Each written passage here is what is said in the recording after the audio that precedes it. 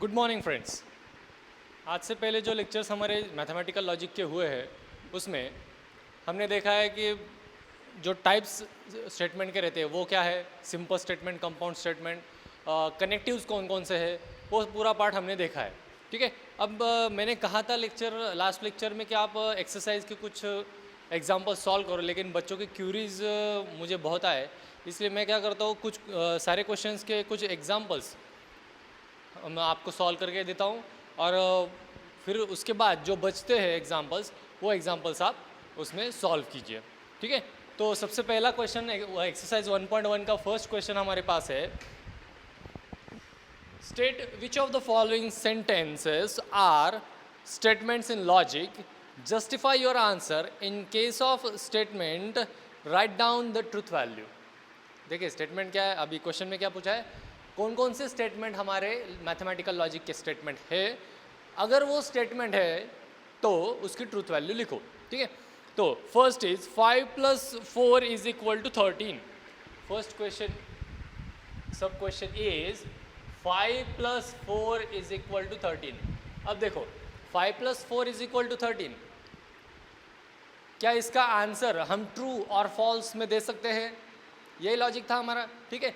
अगर इसका आंसर हम ट्रू और फॉल्स में दे सकते हैं तो ये हमारा स्टेटमेंट है। Yes, it is the statement. Yes, it is statement and its truth value is f।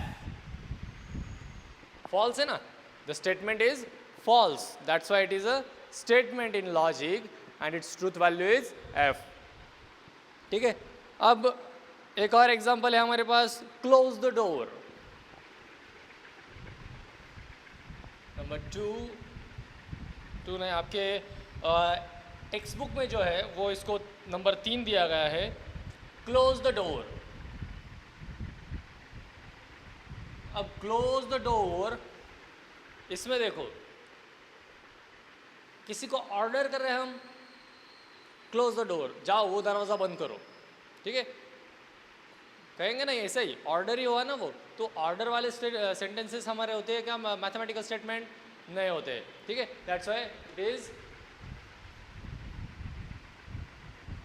Not a statement. ये स्टेटमेंट नहीं है, ये स्टेटमेंट नहीं है। अब congruent triangles are also similar. आपकी टेक्स्ट बुक में जो क्वेश्चंस है उसका क्वेश्चन नंबर 6 है ये, कॉन्ग्रुएंट ट्रायंगल्स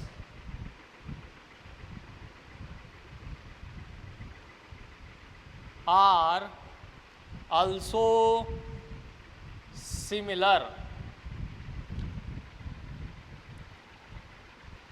ठीक है। अब congruent triangles are also similar, इसमें हमें इसके सबसे पहले चेक करना है कि ये कौन सा सेंटेंस है। ये सिंपल मतलब एसरेटिव सेंटेंस है या किसी और टाइप का सेंटेंस है। ठीक है। अगर हम सेंटेंस चेक करें तो congruent triangles are also similar मतलब क्या होता है, कॉन्ग्रुएंट ट्रायंगल सिमिलर है, कॉन्ग्रुएंट ट्रायंगल जो है वो सिमिलर होते हैं। ठीक है। तो ये जो हमारी वैल्यू है या ये जो हमारा सेंटेंस है, इस सेंटेंस को हम ट्रू या फॉल्स में चेक कर सकते हैं, या ट्रू और फॉल्स में उसको उस सेंटेंस को हम बोल सकते हैं, उसकी ट्रूथ वैल्यू निकाल सकते हैं। That's why it is statement in logic. Yes, it is statement. ये क्या हुआ, ये हुआ स्टेटमेंट, और इसकी ट्रूथ वैल्यू क्या है, it's truth value is t। ठीक है। तो ऐसे ही आपको इसमें दिए हुए अब लगभग यहाँ पर 15 सब क्वेश्चन है। फर्स्ट क्वेश्चन में आपके उसमें 3 टाइप के क्वेश्चन मैंने आपको करवा लिए हैं, एक की ट्रूथ वैल्यू फॉल्स, एक तो स्टेटमेंट ही नहीं है, और दूसरा ट्रूथ वैल्यू ट्रू। ठीक है। तो ये टाइप के मैंने क्वेश्चन तीनों टाइप के करवा लिए हैं, आपको बचे हुए क्वेश्चंस सॉल्व करने हैं। ठीक है। अगर आपके पास टेक्स्ट बुक नहीं है, हमने आपके ग्रुप्स पे जो टेक्स्ट बुक की PDF फाइल सेंड की है उसमें से आपको देख के ये क्वेश्चंस सॉल्व करने हैं। ठीक है। बार बार कह रहा हूँ कि आप PDF फॉर्मेट के बुक्स यूज़ करो। मार्केट में अभी बुक सेंटर्स खुल चुके हैं, औरंगाबाद में औरंगपुरा में अगर जाओ तो वहाँ पर बुक सेंटर्स खुल चुके हैं, वहाँ पर वो होम डिलीवरी दे रहे हैं, ठीक है। तो देखो टेक्स्ट बुक अगर परचेज भी करने हो तो आप वहाँ से कर सकते हो, और अगर नहीं तो आपके पास PDF फॉर्मेट में डेटा है तो वहाँ से भी आप सॉल्व कर सकते हो, ठीक है। देखो अब क्वेश्चन नंबर 2 ऐसा है, right the following compound statements symbolically. Symbolically मतलब क्या है, उनको सिम्बॉलिक रिप्रेजेंटेशन मतलब कनेक्टिव्स का यूज करके हमें उसे लिखना है। तो मेरे पास पहला स्टेटमेंट है, Nagpur is in Maharashtra and Chennai is in Tamil Nadu. फिर हम क्या करेंगे, वो हमारा जो कंसिडरेशन का था, हम स्टेटमेंट को PQR ऐसा कंसिडर करते थे, ठीक है। सो हम इस स्टेटमेंट को पहले मैं एज इट इज लिख लेता हूँ, Nagpur is in Maharashtra and Chennai is in Tamil Nadu, ठीक है।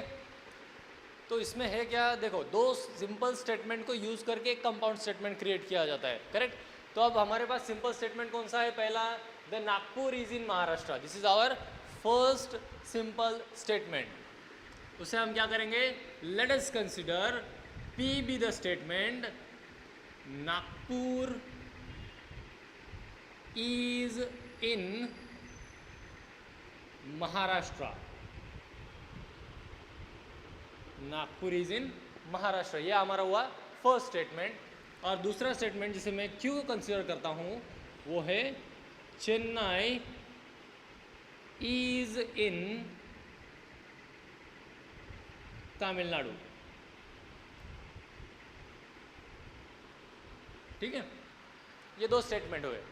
अब यहाँ पर देखिए कौन सा कनेक्टिव यूज करके, मतलब कौन सा वर्ड यूज करके यहाँ पर हमारे दो सिंपल स्टेटमेंट को कंपाउंड स्टेटमेंट में कन्वर्ट किया गया। तो वो जो वर्ड था वो वर्ड है एंड। एंड मतलब क्या है, कंजंक्शन।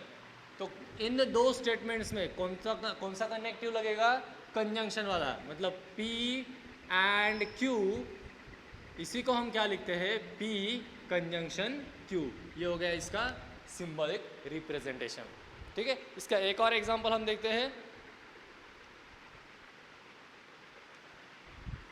इसी सेकंड क्वेश्चन है, triangles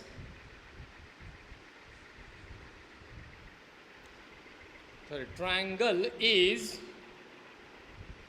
equilateral or isosceles, triangle is equilateral और आइसोसेलेस, ये है हमारा नेक्स्ट क्वेश्चन। तो देखिए ट्रायंगल इज इक्विलैटरल और आइसोसेलेस, क्वेश्चन नंबर आपके किताब में देखा जाए तो क्वेश्चन नंबर 2 का ये क्वेश्चन 2 है, ठीक है। तो देखिए ट्रायंगल इज इक्विलैटरल और आइसोसेलेस, मतलब ट्रायंगल इक्विलैटरल है और आइसोसेलेस भी है, ऐसा ही मीनिंग हुआ, ठीक है। अब ट्रायंगल इक्विलैटरल मतलब क्या, equilateral triangle all sides are equal, और आइसोसेलेस मतलब क्या, कोई भी दो साइड्स इक्वल। इसमें फिर P और Q स्टेटमेंट पहले आइडेंटिफाई करना है, ठीक है। सो P स्टेटमेंट कौन सा हुआ इसमें, let us consider that P statement is triangle is equilateral, triangle is equilateral, और Q स्टेटमेंट हुआ ट्रायंगल इज आइसोसेलेस, ठीक है। Triangle is equilateral and triangle is isosceles, ये दो स्टेटमेंट हुए। अब इन दोनों स्टेटमेंट को किस वर्ड से कनेक्ट किया गया, वो वर्ड है और मतलब डिसजंक्शन। तो P और Q ऐसा हुआ तो उसका हम सिंबॉलिक रिप्रेजेंटेशन करेंगे P और, मतलब P डिसजंक्शन Q, ठीक है। एक और स्टेटमेंट है हमारे पास, देखिए हमारा नेक्स्ट एग्जांपल जो हम ले रहे हैं वो है आपके क्वेश्चन नंबर 2 का सब क्वेश्चन नंबर 6। क्वेश्चन ऐसा है, Hima Das wins gold medal if and only if she wins fast. अब इसमें करना क्या है, हमें चेक करना है पहले P एंड Q स्टेटमेंट, क्योंकि उन्होंने मतलब क्वेश्चन में ही दिया है कि ये कंपाउंड स्टेटमेंट है। तो कंपाउंड स्टेटमेंट में देखो पहले P statement, let us consider that P statement कौन सा है, Hima Das wins gold medal. Hima Das wins gold medal, ये है हमारा पी स्टेटमेंट। और क्यू स्टेटमेंट हमारा क्या बनता है फिर,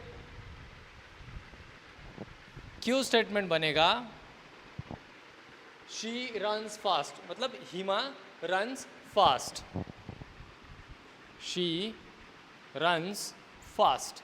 अब इन दो स्टेटमेंट को कनेक्ट करने वाला वो एक वर्ड नहीं है, ठीक है, इन दोनों को कनेक्ट करने वाला एक वर्ड नहीं है, तो वो एक पूरा यहाँ पर सेट है, इफ एंड ओनली इफ, ठीक है। If and only if word हम कब यूज करते हैं ये हमें पता है, कब यूज करते हैं, when double implication is there. Double implication मतलब वो सिंबल हुआ डबली हेडेड एरो, ठीक है। So if and only if ये ऐसा हुआ, P if and only if Q, इसका मतलब होता है P डबल इम्प्लाइज Q, ठीक है। ये हो गया हमारा क्वेश्चन नंबर 2 का 6। एक और क्वेश्चन में लेता हूं, क्वेश्चन है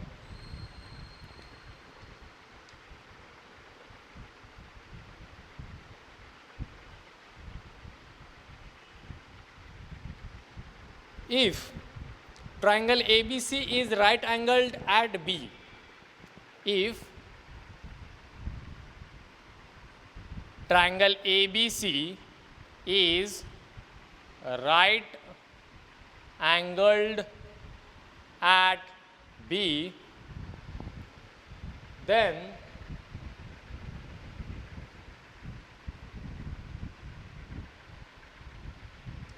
measure of angle A plus measure of angle C is equal to 90 degree, ठीक है।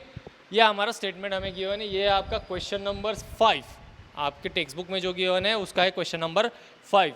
फिर से वही करना है हमें, क्या, P और Q स्टेटमेंट आइडेंटिफाई करो। P स्टेटमेंट क्या है इसमें, let us consider that P statement B, triangle ABC is right angled at B, triangle ABC इज right angled at B,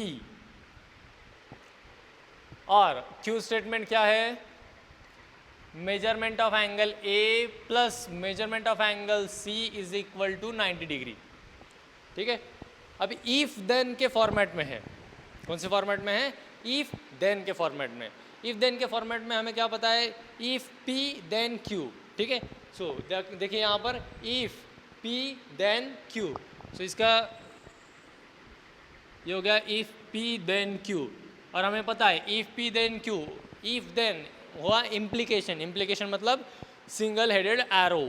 so if P then Q है तो P implies Q, ये हुआ उसका सिंबलिक रिप्रेजेंटेशन, ठीक है। इसमें कोई डाउट नहीं होगा, मैंने हर एक टाइप का एक एक क्वेश्चन लिया है, और जो क्वेश्चन बचते हैं वो क्वेश्चन आपको एज एन असाइनमेंट सॉल्व करने हैं, ठीक है। तो सॉल्व करो घर पर।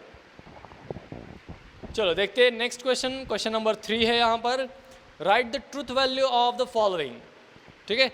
हमारे पास अब अगला क्वेश्चन है क्वेश्चन नंबर 3, इसमें हमें क्या करना है, ट्रूथ वैल्यू फाइंड आउट करनी है। तो उसमें फर्स्ट क्वेश्चन है मेरे पास, 4 इज ऑड और 1 इज प्राइम। क्वेश्चन नंबर 1 है मेरे पास, 4 इज ऑड और 1 is prime, 4 is odd और 1 is prime।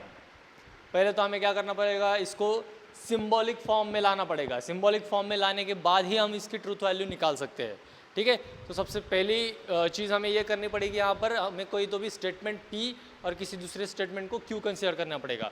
तो late us consider that P be the statement 4 is odd and Q be the statement 1 is prime, okay? So इसको connect करने वाला और है, that means P disjunction Q, disjunction का हमें truth table याद चाहिए। यहाँ पर डिसजंक्शन में किस कौन कौन सी कंडीशन में हमें ट्रू वैल्यू मिलती है, देखिए मैं टेबल आपको यहाँ पर ड्रॉ करके बताता हूँ, लेकिन आपको लर्न होना बहुत ज़रूरी है। P और Q अगर आप हमारे पास दो स्टेटमेंट है तो उसमें T T F F T F T F, इसमें अगर हमें डिसजंक्शन का अगर ट्रुथ टेबल चाहिए P और Q तो मैं उसमें हम क्या करते हैं, ट्रू और ट्रू मतलब ट्रू होता है ये P और Q। एक भी वैल्यू मतलब किसी एक क्वेश्चन में किसी एक स्टेटमेंट की भी वैल्यू सपोज ट्रू होती है तो इसकी फाइनल ट्रूथ वैल्यू क्या आती है, ट्रू। लेकिन दोनों फॉल्स हुए तो ही वो फॉल्स होता है, ठीक है। तो यहाँ पर हमारे पास P और Q है, तो P और Q में हमें चेक करना है कि 4 इज ऑड और 1 इज प्राइम। अब 4 ऑड नंबर है क्या, सबसे पहली बात इसकी ट्रूथ वैल्यू क्या आएगी, the truth value of this statement P is false. क्यों फॉल्स है, 4 ऑड नंबर नहीं है क्योंकि 4 इवन नंबर है डिविजिबल बाय 2। उसके बाद है Q 1 is prime, 1 number prime है क्या, देखिए हमारे पास 1 इज प्राइम है क्या, 1 प्राइम हमें पता है 1 इज नॉट अ प्राइम, सो ये भी हुआ फॉल्स। देयरफॉर फॉल्स और फॉल्स मतलब फॉल्स डिसजंक्शन फॉल्स, इसका आंसर देखो क्या है ट्रूथ टेबल में, फॉल्स। तो इसकी ट्रूथ वैल्यू क्या आई, फॉल्स। देयरफॉर फाइनली आंसर हम लिख सकते हैं the truth value of above statement 4 is odd और 1 is prime is false. Okay, ऐसे हम उसका आंसर लिख सकते हैं। उसके बाद एक और क्वेश्चन लेते हैं हम, 64 is a perfect square. Question है 64 is a perfect square,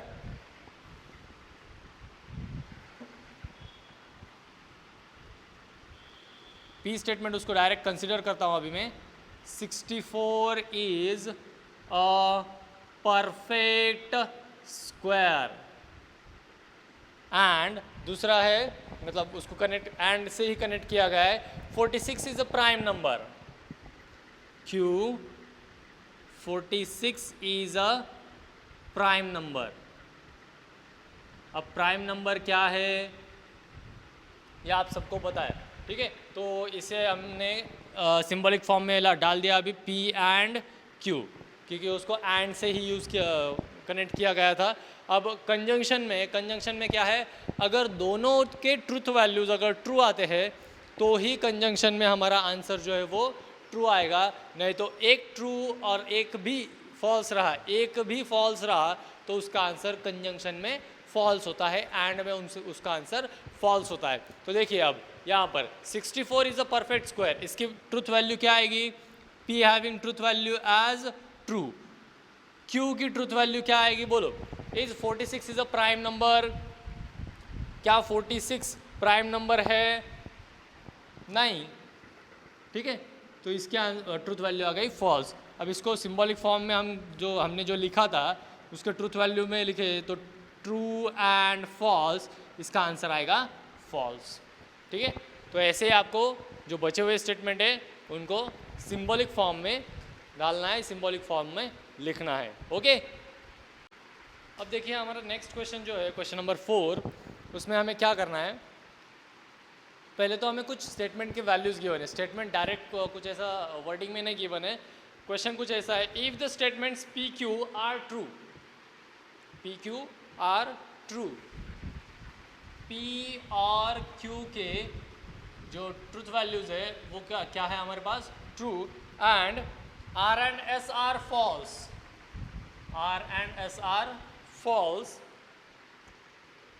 then determine the truth value of the following. और नीचे हमें कुछ स्टेटमेंट गिवन है उसके ट्रूथ वैल्यू निकालने हैं। सबसे पहला स्टेटमेंट एकदम थोड़ा सा सिंपल है इसलिए मैं ले रहा हूँ। देखिए यहाँ पर P disjunction Q conjunction R, P disjunction Q conjunction R, यह हमारा स्टेटमेंट है यहाँ पर गिवन। तो P डिसजंक्शन इनके ट्रूथ वैल्यू, P क्या है, ट्रू है, देयरफॉर यहाँ पर आएगा ट्रू डिसजंक्शन Q की वैल्यू ट्रू है, कंजंक्शन R की वैल्यू फॉल्स है। तो पहले हम बॉडमॉस रूल के हिसाब से ब्रैकेट सॉल्व करेंगे। यहाँ पर भी देखो ट्रू कंजंक्शन फॉल्स मतलब ये हो गया false, false disjunction true, it is equivalent to true. So ऐसे हमें ये स्टेटमेंट को सॉल्व करना है, इस क्वेश्चन को सॉल्व करना है, ठीक है. देखिए अगला है इसमें नंबर 2, P implies Q और R implies S. इनके हम क्या करेंगे, आप पहले ट्रूथ वैल्यूज लिख लेंगे. P Q दोनों ट्रू है, R S दोनों फॉल्स है. अब हमें इम्प्लीकेशन का टेबल याद होना चाहिए. यहाँ पर ट्रू इम्प्लाइज ट्रू मतलब क्या होता है, ट्रू, और फॉल्स इम्प्लाइज फॉल्स भी होता है ट्रू, ठीक है. तो यहाँ पर क्या हुआ, ट्रू और ट्रू मतलब डिसजंक्शन में ट्रू आ गया दोनों, इसका आंसर आएगा ट्रू, ठीक है. अब नेक्स्ट क्वेश्चन है हमारे पास जो मैं यहाँ पर लेने जा रहा हूँ, वो थोड़ा सा अलग हम क्वेश्चन कुछ लेंगे, अलग यानी थोड़ा लेंदी क्वेश्चन लूँगा मैं यहाँ पे, ठीक है. सो क्वेश्चन ऐसा है, negation P and negation Q and R or Q and R और P and R, ठीक है. यह हमारा क्वेश्चन हुआ. नेक्स्ट ये आपके टेक्स्ट बुक का क्वेश्चन नंबर सब क्वेश्चन नंबर 6 है, ठीक है, क्वेश्चन नंबर 4 का. तो इसमें देखिए अब हमारे पास निगेशन है, यहाँ पर यूज़ करना हम, हमारे पास जो ट्रूथ वैल्यूज़ है वो ट्रूथ वैल्यूज़ हम यूज़ करेंगे. देखिए मेरे पास यहाँ पर अब P की वैल्यू है, उसे मैं एज इट इज़ पुट करूँगा. Negation of P is true and negation of Q is true and R की वैल्यू है फॉल्स, ब्रैकेट क्लोज, और Q की वैल्यू ट्रू एंड फॉल्स, और P की वैल्यू ट्रू एंड R की value false, ठीक है. ये सारे के सारे ट्रूथ वैल्यू हमने वैसे ही रख दिए. अब निगेशन ऑफ ट्रू, किसी भी स्टेटमेंट का निगेशन मतलब उसके opposite value, negation of true मतलब फॉल्स, तो वैसे यहाँ पर ये आ जाएगा. देयरफॉर निगेशन ऑफ ट्रू मतलब ये हो गया false and negation of again true false and false, और इसको पहले एज इट इज़ लिखते हैं, बाद में सभी का ऑपरेशन एक साथ करेंगे हम. तो देखिए यहाँ पर क्या आएगा, which is equivalent to false and false is false. ये फॉल्स पहले का एज इट इज, इस ब्रैकेट का कंक्लूजन हमारा आया फॉल्स, और यहाँ पर true and false is false और true and false is false, okay. तो इसका भी इक्विवेलेंट देखो क्या बना, फॉल्स और false and false is false, और ये भी फॉल्स, मतलब फाइनल आंसर इसका आया फॉल्स, ठीक है. मतलब ये क्वेश्चन कितना भी लंबा खींचने दो, आपका आंसर बहुत इजी वे में आ जाएगा, ओके. कोई प्रॉब्लम यहाँ पर नहीं होना चाहिए, ठीक है. आप सब होशियार हो. अब इसमें से जो बचते हैं क्वेश्चन वो आपको एज असाइनमेंट सॉल्व करने पड़ेंगे. Right the negation of following, अगला एक क्वेश्चन है, उसका हमें क्या करना है, निगेशन सॉल्व करना है, फाइंड आउट करना है. क्वेश्चन नंबर 5 का फर्स्ट देखिए, फर्स्ट है यहाँ पर तिरुपति इज इन आंध्रा, इसका निगेशन करना है. तिरुपति इज इन आंध्रा, इसका अगर हम निगेशन करें तो बताओ अभी इसका निगेशन क्या हो सकता है. XYZ इज इन आंध्रा मतलब तिरुपति इज इन आंध्रा, मतलब उसको नॉट लगाना है बस. क्या हो सकता है, Tirupati is not in Andhra. देखो यही पर सॉल्व हो गया ओरली. दूसरा क्वेश्चन हमारे पास है 3 is not a root of equation x² + 3x - 18 is equal to 0. इसका question number 2, 3 is not a root of the equation x² + 3x - 18 is equal to 0. अब यहाँ पर नॉट तो ऑलरेडी लगा हुआ है, हमें क्या बोला गया, निगेशन करो. नॉट ऑलरेडी लगा हुआ है, निगेशन करो, ये कहा गया है. तो निगेशन ऑफ निगेशन क्या होता है, माइनस ऑफ माइनस हमें पता है क्या होता है, क्या होता है, पॉजिटिव. वैसे ही निगेशन ऑफ निगेशन मतलब वो स्टेटमेंट हो जाएगा। तो यहाँ पर देखिए हमारे पास भी फिर आंसर क्या आएगा इसका, अगर हमारा स्टेटमेंट है 3 is a root of 3 is not a root of, तो यहाँ से नॉट कट जाएगा और आंसर आएगा 3 is root of the equation x square plus 3x minus 18 is equal to 0। ठीक है, तो ये हमारा यहाँ पर क्वेश्चन सॉल्व हो गया। ठीक है, आप बाकी के भी क्वेश्चन, बाकी 3 ही क्वेश्चन बचते हैं यहाँ पर, उसमें आप सॉल्व कर सकते हो, उसको सॉल्व करो, उसमें कुछ डाउट है तो पूछो। ठीक है, ये हमारा कंक्लूड हो गया एक्सरसाइज 1.1, मतलब पूरा हो गया हमारा एक्सरसाइज 1.1। इसके बाद के जो हमारे कंसेप्ट है, ये कंसेप्ट हम देखेंगे अगले लेक्चर में। ठीक है, तब तक के लिए आप आपकी असाइनमेंट क्लियर करो और इसके पहले के जो कुछ भी कंसेप्ट मैंने पढ़ा है वो कंसेप्ट एक बार रिवाइज करो। ठीक है, अगले लेक्चर में हम मिलते हैं। चलो बाय।